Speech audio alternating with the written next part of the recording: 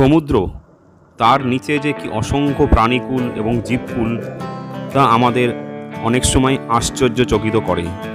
কারণ এই মহাসমুদ্রের গভীরে যে প্রাণীকুল বা জীবকুল আছে, তা বিজ্ঞানীরা আজও সবার রহস্য উন্মোচন করতে পারেনি।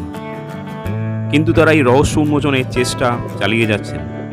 সাম্প্রতিক ইউনিভার্সিটি অফ ওয়াশিংটনের কিছু গবেষক প্রশান্ত মহাসাগরের নিচে গবেষণা করতে গিয়ে এক আশ্চর্যচকিত ঘটনার সাক্ষী হন। প্রশান্ত মহাসাগরের সমুদ্রপৃষ্ঠ ফুটো হয়ে তরল এবং গ্যাস বেরোতে শুরু করেছে। এটাই তাদের মাথা ব্যথার প্রধান কারণ।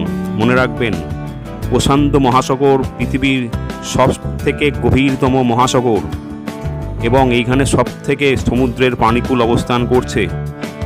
এবং সবথেকে যেটা ভয় ধরানো ব্যাপার হলো, বিজ্ঞানীরা বলেছেন, এই সমুদ্র বিজ্ঞানীরা জানাচ্ছেন, যদি এইভাবে চলতে থাকে মাটি ফুটো হয়ে জল বেরোনো, তাহলে পৃথিবীতে এক ভয়ঙ্কর ভূমিকম্প হতে চলেছে, যেটার হতে পারে 9.2 রেক্টার স্কেলের মতো।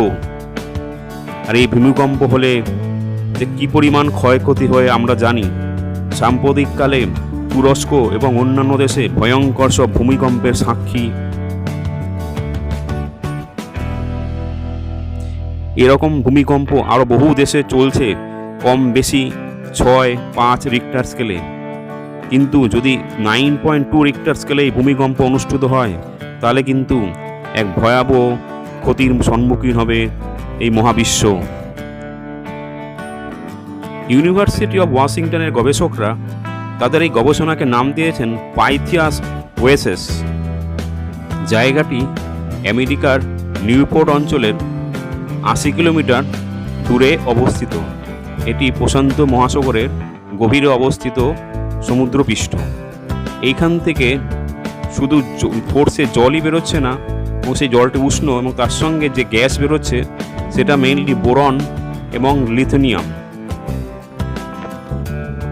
এবং বিজ্ঞানীরা আশঙ্কা করছেন, সমুদ্রের পৃষ্ঠের এর নিচে যে টেকটোনিক প্লেট আছে, তার নিচ থেকেই এই বুদবুদগুলো বেরিয়ে আসছে প্রবল বেগে, এবং তাতেই তাদের চিন্তার ভাঁজ ফেলে দিয়েছে কপালে।